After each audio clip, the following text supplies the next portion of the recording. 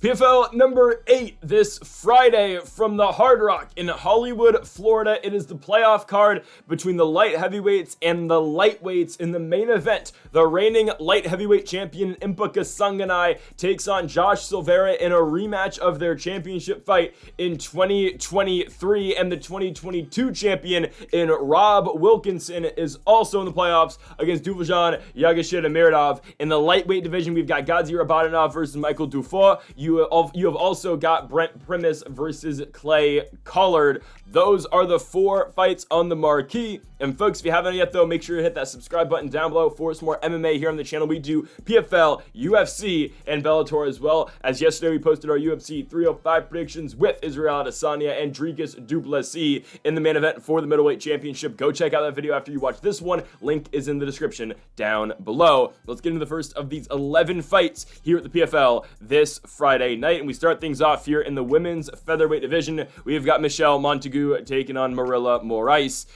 Some of these, prelim fights for the PFL, as expected, are really easy to pick, and this is just another one. You've got Montague, who is undefeated 5-0. She's a fighter who has fought in the PFL and in Bellator in the past, with their last victory being over Karolina Sobek just 2 months ago in the Bellator cage. She is now going to be taking on Marilla Morais, who is 3-1 as a pro, losing her last fight in CFFC against Rebecca Evans by TKO in the second round. Prior to that, she had 3 professional mixed martial arts victories over in various regional promotions in 2017 and 2018. She was booked against Chelsea Chandler at one point and Claire Guthrie. However, she eventually fought Rebecca Evans in 2023, 5 years after her last fight, where she lost. Again, this goes without saying. Michelle Montague should be able to have her way in this fight. She's a very good jiu-jitsu player, very good on the ground. She's a, all-around just good grappler, and I think she will be able to get Morais down in this fight. It should be Montague however she wants it, and obviously she's going to want the fight on the ground. That's where she should win this fight, so give me Michelle Montague to win this one by first round submission. To our next prelim bout, we go to the featherweight division here, to the men's featherweight division. Jordan Oliver takes on Brandon Akeo in this fight. We're going to go obviously with Jordan Oliver in this fight. Oliver's 1-0 as a pro. One fight in Bellator that he did win against Andrew Tricolo, who was 0-1 at the time. Oliver got him down and submitted him in the first round. We're thinking more of the same in this fight here against a 5-3 guy here in Akeo. He's fought in Bellator in the past. Back in 2019, he fought on that late December card in 2019 that was main evented by Josh Barnett of all people. But he lost then by unanimous decision to Taiwan Claxton, came back, lost a fight in Fury, lost a fight in CFFC. In between those 2 fights, won 2 fights in various regional promotions in the States. I'm not all that impressed. He has shown some grappling, but again, I'm just not impressed with Akeo at all. He got submitted in Fury back in 2022. Jordan Oliver's a good wrestler. He is 34 years old, but he's a good wrestler. He can get fights down to the mat. He's a guy who trains out of Kill Cliff FC. I think he's going to be well prepared for this fight. And again, it just feels like kind of a smash fight. Jordan Oliver is expected to win the fight against a 5-3 guy. Again, PFL/Bellator has their guys they are trying to push some, and Jordan Oliver is definitely one of those guys. So we're going to go with that dude, Jordan Oliver, to beat Brandon Akeo by first round submission, just like Oliver's professional mixed martial arts debut over in Bellator. To our next fight here, we go to the welterweight division. We've got the undefeated Thaddean taking on Chris Brown. Chris Brown's nickname is not Breezy, but it's along the lines of that. It is Breezy the Future. Now, you might have heard of Chris Brown. No, not the musician. No, not the artist. But Chris Brown's fought some good guys, right? He's fought Ignacio Bahamondes in LFA, lost by split decision. Fought Carlos Leal on the PFL Challenger Series. Leal's a guy, again, who made some noise in the PFL as well, who I believe is in LFA now, but I definitely think will get signed to the UFC very shortly. But Chris Brown has fought some decent guys. He's main evented in LFA shows before. He's won back-to-back fights in LFA, winning the welterweight championship in his last fight late into 2022. He now, though, gets the silverback in Thaddean, who is just really good. This guy is one of the better PFL prospects that they have. Undefeated 3-0 in the PFL. Wins over Ali Omar and Roman Debinet in his last fight. Won that fight by knockout in the first round. Won the Omar fight by first round knockout as well. The guy just has crazy power. He's able to get guys out of there pretty quickly. And I just think this fight is going to be more of the same. Now, by far, Is this his toughest opponent to date? Definitely. Chris Brown's going to give him trouble. We are still, though, going with Thad Gene by first round knockout. I just don't know how Brown wins this fight. He's going to have to catch that Gene, I think. But everything that I've seen out of Gene, I just think his striking is slightly better. And I get it. Chris Brown, again, has been around, LFA, whatnot. He has lost, though, to Bahamondes. He has lost to Carlos Leal. Thad Gene has been making, a pretty good, he's been doing pretty well so far in the start of his PFL career. Again, he hasn't been tested against a really good guy like Chris Brown is. Because, again, I think Chris Brown is a guy that the PFL should keep around for, for a little bit. But just what we've seen out of Thad Gene, very good striking. He's been able to go out there. He's been able to showcase his power, and he's been able to put guys out. I would not think this fight will be any different. So give me Thad Gene to win this fight. I think he beats Chris Brown. Again, Brown's a good striker. I just think Gene's better. We're going to go with the Silverback to win this fight by first round knockout. Really good fight here on the prelims. We have got Elvin Espinoza taking on Mads Burnell, two guys who participated in the lightweight season this year for the PFL, two guys who came up short of making the playoffs. Espinoza won his first fight by flying kneeing Adam Piccolotti in the third round, picking up 4 points, but he lost his next fight to Gadzi Rabadanov, who we're going to talk about early or later on in this card. Of course, a playoff fighter in Gadzi Rabadanov. And for Mads Burnell, losing his first fight to another playoff fighter, Michael Dufort, losing the fight by second round guillotine. Coming back, though, and winning in a main event spot against a playoff fighter again in Clay Collard, beating Collard by unanimous decision. And now they match up here, which I think is a really good fight just on the prelims here. Because Espinoza, again, his first professional mixed martial arts loss was Rabadanov. Picked up wins in the PFL against guys like Keone Diggs. And again, we talked about Piccolotti earlier too. You get Mads Burnell in this fight, and I'm just concerned it's a little bit too much for Elvin Espinoza. And I understand it. Again, he was going to have to fight better guys in the PFL season anyway. But they matched him up with Rabadanov. I thought that was a very tough matchup for Espinoza. And I just think Mads Burnell's a tough matchup as well. I think Mads Burnell has better grappling skills. I think he does. I think he's slightly better down there. Again, Elvin Espinoza has gone in there and he has dominated guys on the ground. That's great. I think when he takes on better guys, though, he's going to have a little bit of trouble. And again, I think Espinoza's striking good. I think it is. I think he probably has a striking advantage against Mads Burnell. I just think Burnell can control this fight on the ground, similar to what he did against Clay Collard, right? Again, Clay Collard needed that victory. He didn't get it. Still, Collard made the playoffs. But it was a fight that Collard was expected to win. And sure, was it just that Collard's grappling game isn't very good? I don't know. Again, we're going to see Collard against Brent Primus. I think we know where that fight's going to go. I'm just going to be completely honest with you. If you've watched Collard's last couple of fights, you kind of understand, I think, what's going to happen in the Primus fight. At least we expect. But I think Burnell will be fine here. Again, he got caught against Michael Dufort. That was a difficult fight for Burnell. No one had really heard of Dufort that much going into that fight. And he just gets beat on the ground. Dufort outpositions him and gets the guillotine choke. I think Burnell's going to be fine here. Again, he's been shaky. Don't get me wrong. Lost to Borch in a main event in Bellator. Lost to Carvalho, which looks horrible. I think he'll be okay, though, beating Elvin Espinoza. Espinoza, I wouldn't say he's green still, but I just think Burnell is the way more experienced fighter. He's been in there with tougher guys, and he should be able to, kind of just control the octagon and control the smart cage in this fight. Burnell, for having way more experience than Elvin Espinoza, is actually the younger fighter. Espinoza's 31, Burnell's 30. I think Burnell does get it done, though, and legitimately, I think the experience is going to play a huge factor in this fight. So give me Mads Burnell to win this one by unanimous decision. To our next fight here, we go to the bantamweight division. Danny Sabatello, the Italian gangster, makes his PFL debut against Lazaro Dayron in this fight. Danny Sabatello, again, making the PFL debut. This is a guy who has challenged for the Bellator championship before. He has been around the main event picture in Bellator, but he's lost 3 of 4, right? He got his title shot after beating Leandro Higo by decision. I believe, was that a main event? No, that was just in the Grand Prix. Yeah, he wins in the Grand Prix against Leandro Higo, gets the title fight against Raufeon Stotts that I thought he was going to win. He lost the fight by split decision. Should have been split. I don't know, but it's fine. Beats Marcus Brenno after that. Fights Magomed Magomedov on that Bellator Rising card that really nobody watched because they did not promote it at all. Magomedov submitted him in the first round, then ran into Raufeon Stotts again and lost the rematch by unanimous decision. He is coming down really the ranks here to take on Lazaro Dayron, but Dayron is undefeated. He's a guy training out of Miami. I think he's a little undersized, I'll be honest with you. I think Sabatello is going to have a huge advantage just because of his size in this one. Sabatello is going to be 4 to 5 inches bigger in terms of height. Don't get me wrong, in terms of height, before that got weird. Sabatello is going to be 5 inches taller than Dayron in this fight, and that's, again, how they are listed. But Dayron has fought some decent guys. He just hasn't fought anybody at the level of Danny Sabatello just yet. This feels like kind of the fight that they're going to get Sabatello back on the right track. Again, he's lost 3-4. You're trying to get him a win. You're trying to introduce him to the PFL audience, I guess, who have not watched Sabatello before. Now, again, the post-fight interview is going to be 10 times more exciting than the actual fight if Sabatello does win the fight, obviously, because if Sabatello wins it, it's going to be a lot of wrestling. It's going to be a lot of just staying kind of in the half guard, staying in guard, and just kind of just writing the fight out. Trying to take backup points. But that's just what Sabatello does, I'll be honest with you. And it's not the most entertaining style of fight, but he just tries to go in there, he tries to drown you, and he tries to out-cardio you and outpace you. I think that's what he will do in this fight, just because, again, Dayron has not fought anybody at the caliber of Danny Sabatello just yet. And again, the Italian gangster, say what you want about the guy, very good wrestler. He's going to be able to go in there and swarm Dayron, and I think he's going to be able to win this fight. So I'm going to go with Danny Sabatello to take this fight. We're going to go with him by unanimous decision. It just feels like the obvious pick in this one.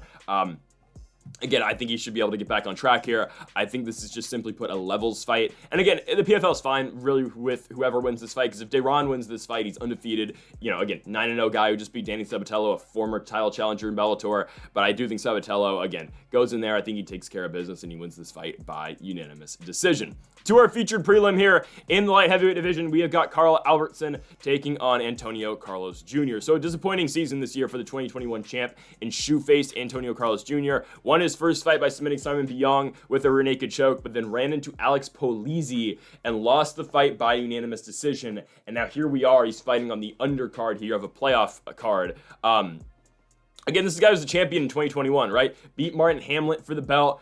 On his way to the belt, beat Emiliano Sordi.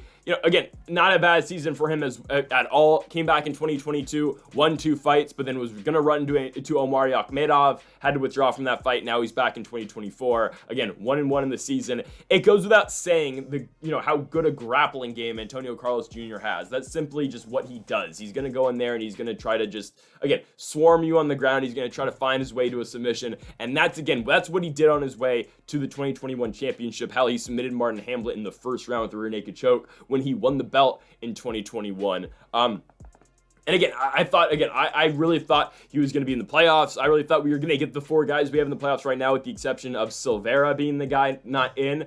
Again, I thought we were going to get the 3 past champions in the PFL light heavyweight division in the postseason, including Dufort, Yagshimuradov, a former champion over in ACB. But it's fine. Again, Carlos Jr. misses out. The Polizzi fight was concerning. I think he should be able to get, though, on the right track with this fight with Albrektsson. Albrektsson, his last win in Bellator was Duvozhan Yagshimuradov in 2021. He beat him by unanimous decision, then dropped back-to-back fights in a fight that he was a -600 favorite in against Carl Moore, lost the fight and got submitted in the second round. That's kind of what propelled Moore to somewhat of the main event scene in Bellator. Of course, just lost to Corey Anderson in his last fight. Then Albrektsson lost to Grant Neal by split decision, went to Superior Challenge, which is a fight promotion in Stockholm, Sweden, won in the main event for their championship against an 11-8 guy, beat him by first round knockout. Now he is back in the PFL/Bellator. He was booked against Andrew Sanchez earlier this year in the PFL. It was just going to be a standalone bout.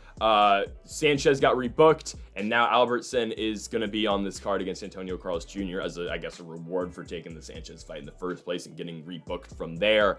I think Shoeface, though, goes in there and dominates. I would expect Antonio Carlos Jr. Again, this is just a standalone fight. I think he should be able to get back on the right path in this fight, and I'm going to take Antonio Carlos Jr. to submit Carl Albrektsson on the ground in the second round. I just think he's got better jiu-jitsu, obviously, and I think, again, he will be able to take advantage in this fight of Albrektsson, and I'm going with Shoeface to win the fight by second round sub. To the main card, we start things off with a Baggio Ali Walsh fight. He's taking on Brian Stapleton in this one. Again, if you don't know who Baggio Ali Walsh is, he is Muhammad Ali's grandson. He is in the PFL. He just fought his first professional mixed martial arts fight on the PFL versus Bellator card in Saudi Arabia. He won that fight by unanimous decision. Now he is having professional mixed martial arts fights. And the PFL is going to be very careful in booking this guy, obviously. Baggio is 25 years old. He's, in his second pro MMA fight on a main card on ESPN. And he's taken on, again, a guy making his pro MMA debut in Brian Fury Stapleton. Stapleton, this is all you need to know. He went 3-4 as an amateur. He went 3-4 as an amateur, got finished in 3 of those fights, 1 by knockout, 2 by submission. He's just not very good, okay? Like, that's just simply put how I can break down this fight for you. His last fight he won on Island Fights, won by second round TKO, but Bajio Ali Walsh should have his way in this fight. Again, every amateur fight he had, he got the finish. He did lose his first ever amateur fight in Fusion Fight League in 2022, but then the PFL signed him, and he's won every single fight since. Obviously, again, because the PFL has been able to book him correctly against the right guys that he's able to be, and he's able to go out there and absolutely smash. Originally, it was supposed to be Corey Taylor on this fight, on this card. A lot tougher of a fight. Corey Taylor was 4-0. Now, don't get me wrong. Corey Taylor was beating guys who were like 0-7 and 0-2. But I did think, again, a tougher task for Bajio Ali Walsh in that fight. This one, though, is a very easy fight for him. Taking on a 3-4 amateur fighter. He will have his way with Brian Stapleton in this fight, and he will be able to go out there and knock him out in the first round. I don't know if this fight lasts more than 2.5 minutes. I would say the over-under should be set at half a round, and I would think I would take the under in this one, because Bajio Ali Walsh is just so much better than Stapleton in this one. We are taking Bajio Ali Walsh by first round knockout. To the playoffs. We start things off in the lightweight division. Brent Primus takes on Clay Collard. We are going with Brent Primus to win the fight. I can't trust Clay Collard's grappling. You just can't. And what does Brent Primus do very well? He goes in there, out there and outpowers guys on the ground with his grappling. It's just an extremely difficult fight for Cassius Clay Collard. It just is. It's an extremely difficult fight. He's lost 3 of 4 fights. Now he's still in the playoffs because he was able to finish Patricky Pitbull in the second round in his first regular season bout in 2024. Turn that around to the Mads Burnell fight. He had clinched a playoff spot up until that point, but still loses the fight. And again, Mads Burnell just beat him on the ground. And that's something that's going to really hurt Clay Collard going forward. And obviously it always has, but I think especially now, the ground game has been fully exploited of Clay Collard. It has, right? AJ McKee in the PFL Bellator card took him down immediately, got him in a triangle armbar 70 seconds into the fight. Mads Burnell was able to, dig down deep and get the fight on the ground and, again, just out-grapple Clay Collard and out-position him. Brent Primus is going to do the same exact thing. Primus has looked good so far in the season, right? 2-0, 2 submission victories over Bruno Miranda and Solomon Renfro. I'm taking Brent Primus to win this fight by decision. I would not actually... Scratch that. I'm switching the prediction. I'm going Brent Primus by submission in this fight. We're going to go Brent Primus by second round sub. I think eventually he's going to get it. Again, I just don't think Clay Collard is able to last down there with Primus for all that long. Again, Primus has gone in here. He's submitted 2 guys in Bruno Miranda and Solomon Renfro. He's done it in back-to-back fights, and I think he will do it again here. I just can't trust the grappling game at all of Collard, and especially against a pure grappler in Primus. I get it, Primus is 39 years old, but this is a fight that's really set up for him to go out and win, and I think he's going to do exactly so. So Brent Primus, in his first PFL season, is going to punch his ticket to the postseason, to the finals, the championship fight, the $1 million championship fight.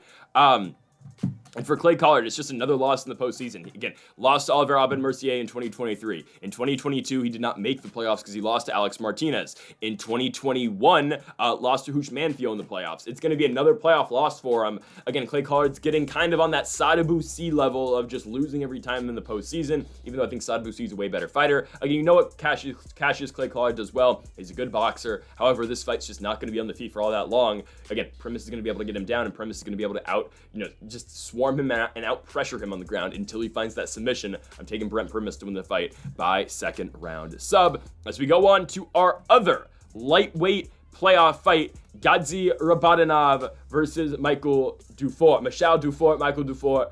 Gadzi Rabadanov should win this one. Dufort is coming off of a loss in his last fight, in a fight that he was definitely supposed to win, where he loses to Adam Piccolotti by split decision. Not ideal. Gadzi Rabadanov is going to have his way in this fight, whether it be on the feet or on the ground. I just think this is very one-sided. Rabadanov is obviously the favorite to win this entire season. This is a guy who never lost in Bellator. He was kind of just being set up eventually to fight for the belt, took the PFL season, and he, again, I think is expected to win the PFL season. Again, the way I see things, we're going to have a Rabadanov versus Primus final for the championship. We will see how that goes. I just think he's better than Dufort. Again, if Piccolotti was able to beat Dufort, Rabadanov's going to be able to do the same exact thing. Again, don't get me wrong. Dufort, very good grappler. He's able to take the back. He's able to jump on necks, and he's able to go out there and get submissions. Again, Rabadanov, though, just doesn't really get beat. This is a guy who is 22-4. The last loss comes in Eagle FC in 2020 for the EFC Lightweight Championship. Before that, you got to go all the way back to 2016, the last time Rabadanov was beat. He's just been able to go out there. He's been able to outstrike guys. He's been able to go out there and out-wrestle guys. Again, you saw the knockout victory in his first Bellator fight against Daniel Carey. Again, was that a can that he fought? 100% yes, but still, Rabadanov has absolutely gone in there and dominated guys. I want to look at the J.J. Wilson performance. Very impressive, where he beat J.J. Wilson by unanimous decision. A good guy in Wilson as well. Back-to-back decision victories over Renfro and Espinoza. Again, two good fighters as well. Not the best guys, I would say, in this weight class, but Rabadanov is going to be testing against one of the better guys in Dufort here. But again, Dufort won one fight by submission, then lost his second fight, and he's still in the postseason. Rabadanov went 2-0. He's been able to go out there and just outpace guys and outclass guys so far. And again, I'm expecting him to do the exact same thing to the Canadian, Michael Dufort, in this one as well. We are taking Gadzhi Rabadanov to win this fight by unanimous decision. I just don't think it's all that close, I'll be honest with you. I think Rabadanov wins the fight everywhere the fight goes, whether it be on the feet or on the ground. I do think Rabadanov is better, and I'm taking the Russian to win this fight by unanimous decision. Rabadanov is going to go to the playoff. Sorry, he's already in the playoffs. He's going to go to the finals in the championship fight to take on Brent Primus, two Bellator guys in the championship fight. But give me Gadzhi Rabadanov to beat Michael Dufort by unanimous decision. As we go on to the co-main event and the first light heavyweight playoff fight, Rob Wilkinson takes on Duvort Yagshimuradov in this one. Again, the former champion in 2022, Rob Wilkinson, takes on Duvort Yagshimuradov, who, again, had a very surprising, I would say, 2024 PFL season. I didn't expect Yagshimuradov to be in this spot. I'll be completely honest with you. I didn't expect it at all. I thought he was going to lose his first fight to Jakub Neto.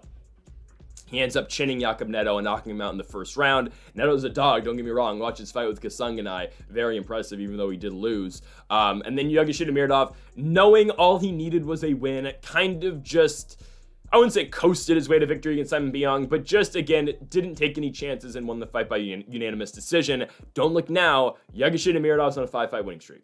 Right? He came into Bellator, got inserted straight into the Grand Prix where he loses to Corey Anderson. Anderson grounds him out in the third round and, ground and pounds his way to victory. Okay. Loses to Carl Albrektsson, a fight we talked about earlier, by unanimous decision. Then runs into Rafael Carvalho, beats him, beats Julius Angliskas, beats Masij Rozanski by unanimous decision at Bellator 300, then beats Jakub Neto and beats Simon Biong. So again, a spot that I did not expect Yagshimuradov to be in, but now here he is. I just kind of am concerned for him in this fight against Rob Wilkinson. Wilkinson is good. Now, I'm taking Wilkinson by decision. Don't get me wrong. I wasn't too impressed, though, with his fight with Josh Silveira. I thought Wilkinson was going to be able to outclass him. Again, considering when we've seen Silveira against very good guys, and the one very good guy I'm talking about, of course, the champion is Shilobo Impa Kasanganay. Kasanganay outclassed Silveira for 25 minutes. Wilkinson had his problems. Now, he still won the fight, but I'm a little bit concerned with Wilkinson going in this fight with Yagshimuradov. I think he wins, but if Silveira's giving you that much trouble, I think Yagshimuradov is going to give him trouble as well. I just think matchup-wise, Wilkinson, he matches up pretty well with Yagshimuradov. You're going to see him get to just go in there and strike with Duvort, and I think he should be able to win. Again, I like the striking game as a whole better out of Rob Wilkinson. I think he does hit a lot harder than Duvort as well. Again, Wilkinson is a guy who did come up from 185, but he was a huge 185-pounder. Again, this guy fought Israel Adesanya in the UFC, but Wilkinson, again, was a huge 185-pounder. He's 6'3", and he cut all the way down to 185. Now he's fighting at 205. It's his much more natural weight class, and I think Wilkinson's got the best chance to beat Kasanganay in this PFL season. And again, if that fight does happen, we will talk about it in November, December, whenever that PFL championship card is, because matchup-wise, I think he does match up pretty well with Impa. But again, we'll get to that fight if we get there ever.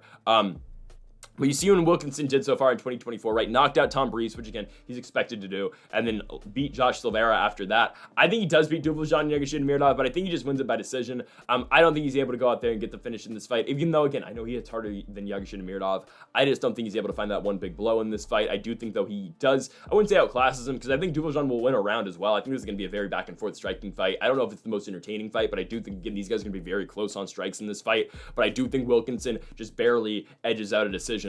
I think he will win 2 rounds to 1. I think it will go down to that final round, and I think that final round will be won by Rob Wilkinson. Again, he's a former champion for a reason, right? Beat Omar Yagshimuradov in 2022 for the belt. He is back now in 2024 after being suspended after his win over Thiago Santos in 2023. Again, he's back for the belt. I think he will be in that championship fight. And who will he be in that championship fight against? Well, we will see in a second, but we are going to go with Rob Wilkinson by unanimous decision over Dufort Yagshimuradov. On to the final fight of the night. It is the rematch of the light heavyweight championship fight last year, Kasanganay versus Josh Silveira. I think, again, everyone in this weight class is going to have a really tough problem of beating Impa in the PFL.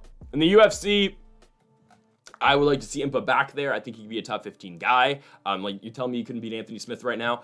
Even, like, Dominic Reyes. Like, I think he would. We will see how he fights Josh Silveira here. But I think, again, a lot of guys in this PFL division are just going to have a really tough time with Impa. Again, I thought Impa beat Johnny Eblin at 185. This really isn't even his natural weight class. The PFL just doesn't have a 185, so he's been fighting at 205.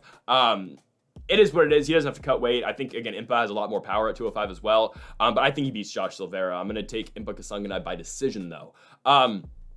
Silveira's got a crazy chin. He has a crazy chin. I mean, again, all you got to do is go back and watch the Omar Yagshimuradov fight in 2022, where he eats some bombs from Yagshimuradov, and you go back and watch Silveira versus Kasanganay won the championship fight in 2023. He eats some bombs from Kasanganay in that fight, and Silveira keeps walking forward. And again, he's just like a zombie in that fight because Kasanganay keeps on unloading on big shots. And again, Impa won that fight 50-45 for the title last year. And I would expect more of the same here. I'd expect Kasanganay to win this fight 30-27 by decision. I just don't think he can get Silveira out of there. Because for me, what has changed for Josh Silveira since the last fight against Impa Kasanganay? And what have we seen any difference in his fight style? We haven't, right? His first fight, he beat Sadabusi. Sadabusi injures his thumb. He dislocates his thumb, I do believe. And then he barely loses a split decision to Rob Wilkinson, which is great. But what does Silveira do any different from that first Kasanganay fight? I don't think he's able to take Impa down. He wasn't able to do so in the first fight. And striking-wise, Kasanganay's quicker, Kasanganay's got more power, and he's more technically skilled on the feet as well. Again, it's just an all-around tough fight for Josh Silveira because he's not able to get a takedown, and really, he is just outmatched on the feet, too. The first fight just happened 9 months ago. Nothing has really changed all that much in 9 months. Kasanganay has just looked better, as you've seen in his 2 fights so far. Sure, he ate some shots from Yagshimuradov. He got dropped in that fight, and that's where I'm a little bit concerned with Impa. His chin is a little bit suspect, but I don't think Silveira is able to knock him out. I don't think Silveira is able to find that big shot in Impa. And again, if Silveira does get into some war with Kasanganay, hell, that happened in the Yagshimuradov fight. Yagshimuradov dropped him early in that fight. Kasanganay goes into war mode and finishes him at the end of the second round. That was Kasanganay's biggest moment so far in the PFL. And again, if he's able to win this season, be back-to-back champ here in the PFL, you're going to look back at that Yagshimuradov fight, and that's going to be his big star-making performance because of the way he was able to come back, get dropped early in the fight, and was able to come back, go into war mode, and it could just drown Yagshimuradov and knock him out at the end of the second round. It was a doctor stoppage, but he really put him out at the end of the second round. I don't know what the referee was watching at the end of that fight. But again, I say it every time Impa fights, he is a much more improved guy from what he was in the UFC. And what people forget a lot is when Impa was in the UFC, he was only fighting mixed martial arts for about 3 years. Now, again, he's been in the sport for 8 years, 7 years, and he's really coming into his own. He's a former world champion now. Again, I thought he won the Johnny Eblin fight. His defensive wrestling is very good, and that's going to play a big factor in this fight with Josh Silveira, because Silveira simply is just not going to be able to take him down. And with that being said, Silveira is going to be stuck on the feet with him, and I just think Impa dominates this fight striking-wise. I'm taking Impa Kasanganay to beat Josh Silveira by unanimous decision. The reason why, again, we are going decision, Silveira has got a steel chin, which is going to be super tough to crack, and I don't think Kasanganay is going to be able to crack it in this fight, but I do think Impa just kind of walks circles around him on the feet. I'm going with Impa Kasanganay to beat Josh Silveira by unanimous decision. Get me Kasanganay and Wilkinson in the finals. That's going to be one hell of a fight if we do get there. So folks, thank you all for watching our PFL playoffs predictions here on the channel, headlined by the lightweights and the light heavyweights, and with Impa Kasanganay and Josh Silveira in the main event. If you haven't yet though, make sure to hit that subscribe button down below for more. Make sure to leave a like if you did enjoy the video. Make sure to comment if you do disagree with any of the picks. We'll be back next week for the final PFL playoffs card before the championship card in November. We'll get that to you next week here on the channel. And of course, next week as well, we have got Kanir Borhayo in the Apex. But for a UFC Fight Night card, we'll have the predictions coming out on Sunday, PFL on Monday. And make sure to go check out UFC 305 predictions with Duplessis and Adesanya in the description down below. So folks, thank you all for watching. Make sure to hit the subscribe button down below for more. And Mamba, forever.